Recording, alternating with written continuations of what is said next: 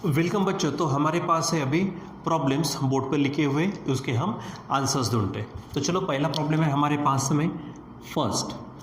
आपको मालूम है हम किस में काम कर रहे हैं? हमारा सुपर पोजिशन ऑफ वेव्स, यानी सिंपल वेव मोशन भी बोल सकते हैं, जिसमें वो फिनोमेना था सुपर पोजिशन ऑफ वेव्स, जिसमें बीड स्टेशनरी वेव्स वगैरह हमने देखा है। जहाँ पे सोनोमीटर, वाइब्रेटिंग स्ट्रिंग देखिए, ओपन पाइप, क्लोज पाइप में जो एयर कॉलम होते हैं उसके वाइब्रेशंस देखे, और उसी के बेस हमारे कुछ प्रॉब्लम्स यहाँ पर चल रहे हैं। ठीक है, सो देखो पहला क्या कहा उन्होंने, अ स्टैंडिंग वेव यानी stationary wave is produced in the tube open at both ends, यानी ओपन पाइप।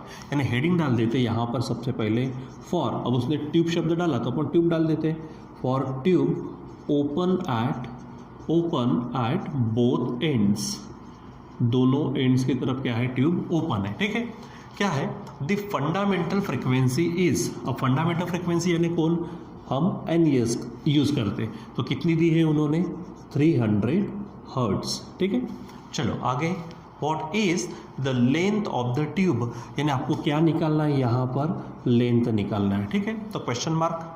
उसके बाद में और कुछ दिया है, speed of the sound in air, तो speed of the sound in air मतलब v इज इक्वल टू दिया है 340 मीटर पर सेकेंड। मैंने आपको इसके पहले भी कहा है कि अगर उन्होंने स्पीड दी है 340, 344, 334, 330 कुछ भी, तो वही लेना। लेकिन अगर मान लीजिए कि दिया नहीं है और अगर आपको लेने की ज़रूरत पड़ती है तो जनरली 330 मीटर पर सेकेंड आप ले सकते हो। ठीक है, तो अब देखो यहाँ पर हेडिंग है for tube open at both ends, उसके लिए हमारे पास फंडामेंटल फ्रिक्वेंसी 300 हर्ट्ज दी है। उसके बाद में उस ट्यूब की यानी उस पाइप की लेंथ निकालनी है, एल क्वेश्चन मार्क। ठीक है, और v यानी द स्पीड ऑफ साउंड या फिर वेलोसिटी ऑफ साउंड बोल सकते हैं आप, 340 मीटर पर सेकेंड आपको दी है। और ये सब किस में दिया है उसने, फंडामेंटल फ्रिक्वेंसी के लिए यानी फर्स्ट मोड के लिए। तो आप डायरेक्ट हेडिंग डाल दीजिए यहाँ पर, क्या बोलेंगे हम, fundamental frequency is given by, fundamental frequency is given by, चलो बताओ क्या फार्मूला है हमारे पास, तो n is equal to fundamental frequency का फार्मूला किसके लिए, pipe open at both ends, तो हमारे पास है v अपॉन ट्वाइस एल। ठीक है, ये फार्मूला है। अगर यही पाइप हमारा क्लोज पाइप होता, यानी क्लोज पाइप का मतलब दोनों तरफ से क्लोज नहीं, ठीक है, एक तरफ से क्लोज होता है, एक तरफ से ओपन रहता। ठीक है, तो वहाँ पर फार्मूला बनता n is equal to v by 4l। अभी हमारे पास फार्मूला कौन सा है, v बाय 2l। अच्छा, अब हमें चाहिए क्या, तो देखो L चाहिए, लेंथ ऑफ द ट्यूब, यानी इस L को इधर भेज देते, ये L इधर जाएगा, सो V अपॉन क्या बन जाएगा, ट्वाइस n। और अब आप यहाँ पे सिंपली V की n की वैल्यू रख दीजिए और कैलकुलेट करके सॉल्व करिए। सो अब देखो ये V है, तो V की वैल्यू है हमारे पास 340 अपॉन 2 इंटू n की वैल्यू है 300, तो यहाँ पर आप 300 लिख सकते हो। ठीक है, चलो अब देखो, तो इसको सॉल्व करना है हमको, सिंपल 2 से डिवाइड करो, देखो ये जीरो कट जाएगा, 2 से डिवाइड करेंगे तो ऊपर में 17 होगा और नीचे में 30। ये तो तय है हमारा कि जीरो होने के कारण, क्योंकि नीचे वाला नंबर बड़ा है तो पॉइंट में आंसर होगा।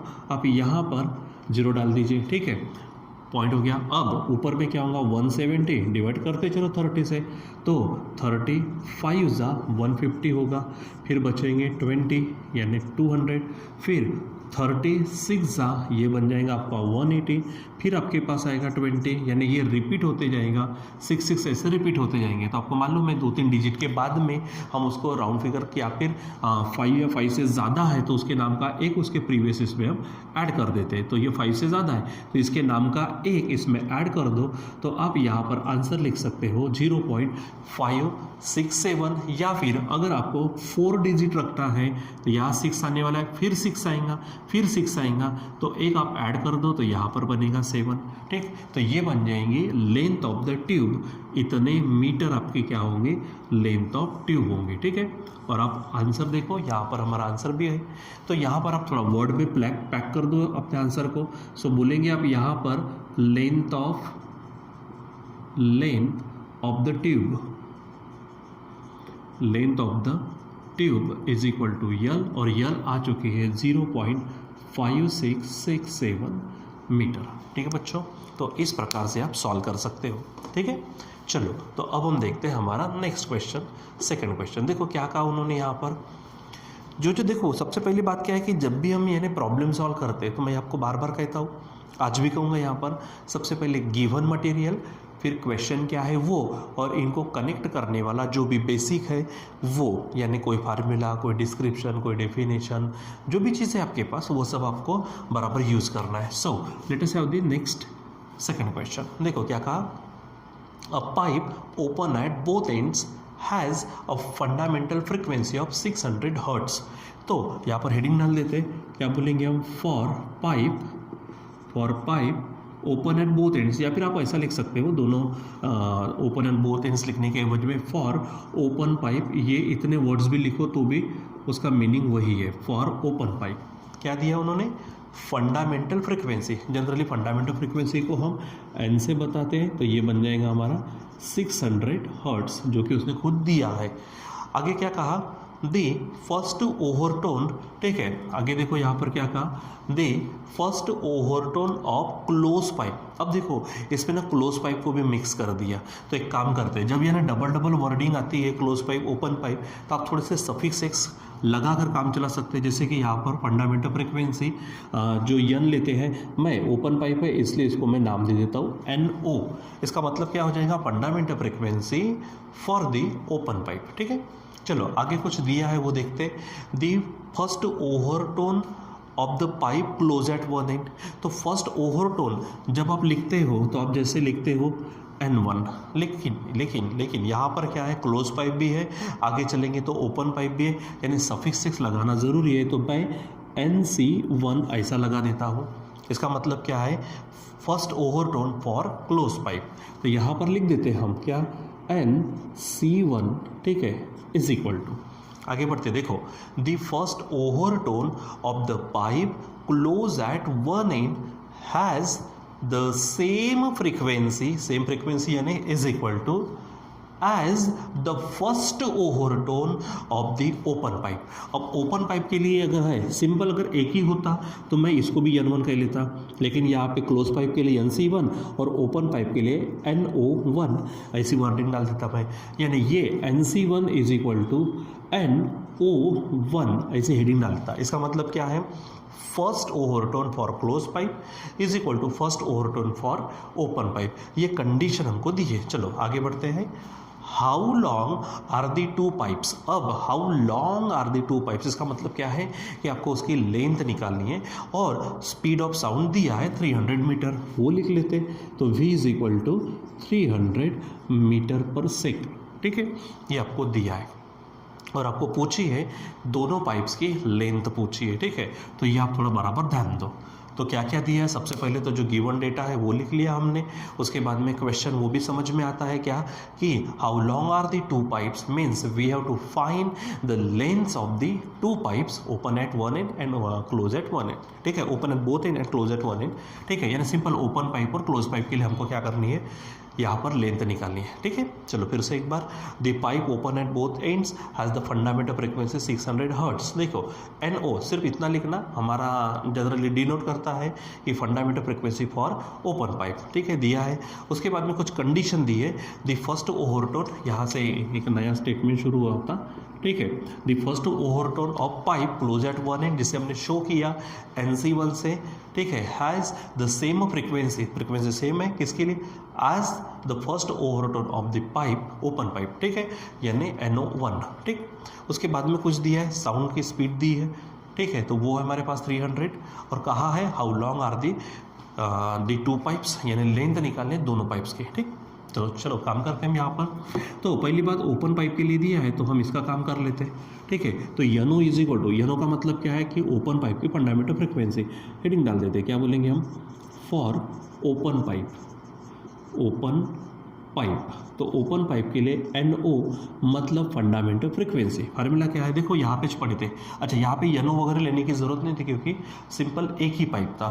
तो फंडामेंटल फ्रीक्वेंसी का फार्मूला क्या है, V by twice L, तो V by twice L, बस यहाँ पे मैं LO शब्द डाल देता हूँ, ओपन पाइप के हिसाब से, और एलसी शब्द होगा लेंथ ऑफ द पाइप किसके लिए, क्लोज पाइप के हिसाब से। अब आपको लेंथ पूछी तो येलो इधर जाएगा, यानी ये जो इसके पहले हमने क्वेश्चन किया ना उसी के जैसा हमें यहाँ पर करना है। तो L o is equal to v upon twice n o. अब बोलेंगे सर कि यहाँ इसके जैसा ही करना है, तो यहाँ तो यन और यल नज़र आ रहा, यहाँ तो यनो और येलो, तो ये सिर्फ सफिक्स एक्स है, यानी उसको दिए गए नाम है, क्योंकि इसमें डबल वर्डिंग आई है क्लोज पाइप के लिए और ओपन पाइप के लिए। ठीक, तो चलो काम करते हैं। ये है हमारे पास वी दिया है कितना, यहाँ पर 300, नीचे में 2 है, और एनो यानी दिया है फ्रीक्वेंसी, वो क्या है हमारे पास में 600। ठीक है, चलो काम करते हैं। तो अभी देखो क्या है, तो यहाँ पर v 300 अपॉन 2 इंटू 600, तो यहाँ पर ये चीज़ें कट जाती है, ऊपर में बचेगा हमारे पास 3, इसको कट करेगा, तो यहाँ पर देखिए 3 1 जा और ये 3 2 जा, और यहाँ पे 2 हो जाएंगे। ठीक, अब इसको सॉल्व करना शुरू कर दो, तो 1/4 होगा यहाँ पर। अब यहाँ पर हम डिवाइड करना शुरू करते हैं, तो देखो 4 से तो 1 को डिवाइड नहीं होगा, तो पहले 0, ठीक, फिर 1 का बन जाएगा 10, फिर 4 2 जा 8, फिर बचेंगे 2। ठीक है, और उसके बाद में क्या हो जाएगा, 4 2 जा 8 आ गया। उसके बाद में डायरेक्ट आप बोलेंगे तो यहाँ पर हमारे पास होगा 4 5 जा 20। ठीक है, तो यहाँ पर हमारे पास थोड़ा सा प्रॉब्लम में आंसर अलग दिख रहा है, तो एक बार पहले हम सबसे पहले चेक करते हैं कि यहाँ पे 300 दिया है कि यहाँ पे आंसर में करेक्शन है कि क्वेश्चन में करेक्शन है।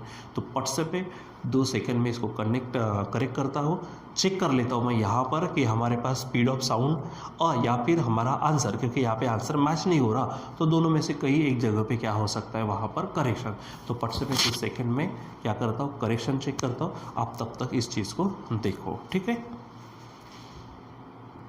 तो बच्चों यहाँ पर आप अगर देखेंगे तो हमारे स्पीड ऑफ साउंड की स्पीड जो है वहाँ पर करेक्शन है, तो यहाँ पर 300 के एवज में आपको 330 लेना है। ठीक है, सो यहाँ पर जो हमने लिखा है 300, यहाँ पर आप करेंगे 330। सो यहाँ पर भी बन जाएगा हमारे पास कितना, 330। तो जैसे यहाँ पे कट हुआ था वहाँ कट नहीं होगा, बस एक ही 0 कट होगा, तो ऊपर में बचेंगे हमारे पास में 33। और आप देखो यहाँ पर ये 2, ठीक है, 2 6 जा 12 होगा यहाँ, और यहाँ आंसर में होगा हमारे पास में 120। ठीक है, तो यहाँ अभी हमको क्या करना है, 33 को डिवाइड करना है 120 से, तो ये आंसर यहाँ नहीं होगा। ठीक है, तो चलो यहाँ पर मैं क्या करता हूँ, 2 मिनट के लिए 0 ध्यान में रखना इसको 12 से डिवाइड करता, और फिर मैं पॉइंट को एडजस्ट कर दूंगा। ठीक है, तो 12 का टेबल बोलिए, तो 12 2 जा यहाँ पे होगा 24, बचेंगे यहाँ पर 9, यानी ये बन जाएगा 90। फिर आप उसको बराबर चेक करो, 12 7 जा 84, यहाँ पे बचेगा 6 6 यानी 60, 12 5 जा 60, यानी आंसर होगा ये। और मैंने कहा था 0 को एडजस्ट करना है, तो पॉइंट आप यहाँ पर क्या कर लीजिए, पुट कर लीजिए। ठीक है, सो फाइनली हमारे पास आंसर होगा 0.275 मीटर। ठीक, तो यहाँ पर कभी कभी क्या होता है कि हम जब सॉल्व करना शुरू करते हैं, अगर मान लीजिए कि हमारे पास क्वेश्चन में गड़बड़ रही है तो हमारा आंसर मैच वैसे भी नहीं होता। ठीक है बच्चों, तो ये थोड़ा ध्यान में रखना है। चलो अब आगे जो दिया है ये तो हमारा किस चीज़ की वैल्यू हो गई, ये हमने निकाल लिया, एलो निकाला, लेकिन हमको सिर्फ एलो नहीं, हमको क्या करना है, उसने कहा है क्वेश्चन में दोनों चीज़ें कही है ना, how long are the 2 pipes, यानी दोनों पाइप की आपको क्या करनी है, लेंथ निकालनी है। ठीक है, तो हमको किसकी लेंथ मिल गई, हमारे ओपन पाइप की। तो आप लिख भी दीजिए, क्या बोलेंगे आप यहाँ पर, length of open pipe is equal to L O, and that came to 0.275 metre. ठीक है, अब हमको किसकी लेंथ निकालनी है, हमारे क्लोज पाइप की, यानी एलसी निकालनी है। तो अब बच्चों यहाँ पर देखो, उन्होंने कंडीशन दी थी, याद अगर होगा आपको तो ये कंडीशन थी। ठीक है, सो मैं यहाँ पर ले लेता हूँ फ्रॉम फर्स्ट हमें क्या दिया गया था, NC1 is equal to NO1 ऐसा दिया था। तो हमारे पास ओपन पाइप के लिए और क्लोज पाइप के लिए अलग अलग कंडीशंस है। तो जैसे आपको मालूम हो तो NC1 जो है, तो सबसे पहले जो फंडामेंटल फ्रिक्वेंसी मिलती है क्लोज पाइप के लिए वो मिलती है हमको V/4L। दूसरी बात, अगर मैं क्या करता हूँ n1 लेता हूँ यानी फर्स्ट ओवरटोन, तो वो मिलता है मुझको थ्राइस ऑफ n, क्योंकि उसमें ऑड हार्मोनिक प्रेजेंट होते हैं। तो इसका मतलब ये है कि अगर मैं nc1 लूँ तो वो क्या बन जाएगा हमारे पास थ्राइस NC यानी यहाँ पर fundamental frequency for close pipe. ठीक, तो या फिर आप डायरेक्ट ये पुट कर दीजिए, तो NC1 इज इक्वल टू क्या होगा V बाय, अच्छा ये 3 रहेगा, 3V बाय 4L। मैं जो कह रहा हूँ उसको सुनो आपके पास में फार्मूले हैं, फार्मूले में हमने देखा था fundamental frequency for close pipe, तो वो था V बाय 4L। हमने वहाँ पर सफिक्सेस लगाए नहीं, हम इस प्रॉब्लम में क्यों लगा रहे, क्योंकि यहाँ पे डबल डबल आ रहा ना, पाइप ओपन भी है और एक पाइप क्लोज भी है, इसलिए। तो ये फंडामेंटल फ्रिक्वेंसी किसके लिए है, वो क्लोज पाइप के लिए, ये फार्मूला। फिर क्योंकि हमने देखा था क्लोज पाइप में सिर्फ ऑड हार्मोनिक प्रेजेंट होते हैं, तो फर्स्ट जो ओवरटोन है वो मिलता थ्राइस n। तो अब यहाँ पर मैं NC लगा देता फंडामेंटल फ्रिक्वेंसी का, और इधर भी लगा देता, तो हमारे पास NC1 कितना होगा, थ्राइस NC। लेकिन ये 3 तो है, और NC का मेन फार्मूला क्या है, V बाय 4L, यानी हमारे पास हो जाएगा NC1 is equal to 3V bye 4L हो जाएगा। ठीक है, वही अगर हम यनो की बात करते तो वहाँ पे हमको 2L मिलता, और क्योंकि एनो के लिए यानी ओपन पाइप के लिए सभी हार्मोनिक प्रेजेंट होते हैं, तो इधर 1 है तो इसके ज़्यादा होगा यानी ट्वाइस होगा। ठीक है, तो यहाँ पर आप क्या लिख सकते हो हमारे पास में यहाँ पर सिंपली ये 2 है, यनो की बात करते तो V अपॉन क्या होगा, ट्वाइस L हो जाएगा। ठीक, तो अगर मान लीजिए कि मैं यहाँ पर इसको कट अगर कर देता हूँ, या फिर डायरेक्ट अभी आप लिख सकते हो, क्या लिखेंगे, 2V बाय 2L। अब जो कटपीट होता है उसको कटपीट कर लो। ठीक है, बस थोड़ा सा प्रॉब्लम है कि यहाँ पे NC है तो इधर में LC शब्द डाल दो, इधर में NO है तो यहाँ LO शब्द डाल दो। ठीक है, तो चलो सॉल्व करते हैं। यहाँ पे देखो ये V भी कैंसिल होगा, यहाँ से 2 भी कैंसिल होगा, तो इधर बचेगा 3/4LC इज इक्वल टू, यहाँ सिंपली बचेगा 1/LO, और हमें क्या चाहिए LC, तो LC को उधर लेके जाते हैं, यानी क्या हो जाएगा, LC 1 जा LC, और यहाँ होगा 3LO/4। ठीक है, अब इसको बराबर सॉल्व करो, तो ये 3 है LO, तो LO की कीमत ऑलरेडी आ चुकी है 0.275 अपॉन यहाँ पे होगा 4। तो सॉल्व करिए, 3 5 जा 15 कैरी 1, 3 7 जा 21 और 1 22 कैरी 2, 3 2 जा 6, 6 और 2 8। ठीक है, और पॉइंट आएगा यहाँ पर, और फिर आप डिवाइड करेंगे। हमारे पास 4 से डिवाइड करने के बाद में जो भी आंसर होगा वो हमारी LC होंगी। तो चलो सॉल्व करते, तो finally LC is equal to, तो देखो 4 0 जा 0, 4 2 जा 8, फिर उसके बाद 2 में डिवीज़न नहीं होगा तो 4 0 जा 0, फिर ये 2 25। ठीक है, तो 4 6 जा 24, बचा 1, अब ये 0 होगा, 4 2 जा। ठीक है, तो हम यहाँ पे ले सकते हैं इस तरह से, हमारे पास में LC यानी आपको मिलेगी लेंथ ऑफ क्लोज पाइप। क्या बोलेगा यहाँ पर हम, यहाँ पर लिखेंगे length of closed pipe is equal to LC, और LC is equal to 0.206 metre. आप ये 2 लिखेंगे तो भी ठीक, नहीं लिखेंगे तो भी ठीक। ठीक है बच्चों, तो इस प्रकार से हमको क्या करनी होती है, लेंथ ऑफ द पाइप्स वगैरह निकालनी होती है। तो बराबर यहाँ पे मैंने कहा था थोड़ा यहाँ पे करेक्शन था, वो करेक्शन बराबर चेक करिए, और थोड़ा ध्यान में भी रखिए कि अगर मान लीजिए हमारे पास में स्पीड ऑफ साउंड देनी ही है तो जनरली 330 के थोड़ा आगे पीछे रहती, यहाँ पर 300 दिया था, तो इसका मतलब ये कि थोड़ा सा वो हमारे किस में चला जाएगा, थोड़ा डेंसर मीडियम में। ठीक है बच्चों, तो यहाँ पर हम थोड़ा सा रुक जाते हैं, बाकी कंटिन्यू करेंगे हम बाद में। Till then bye.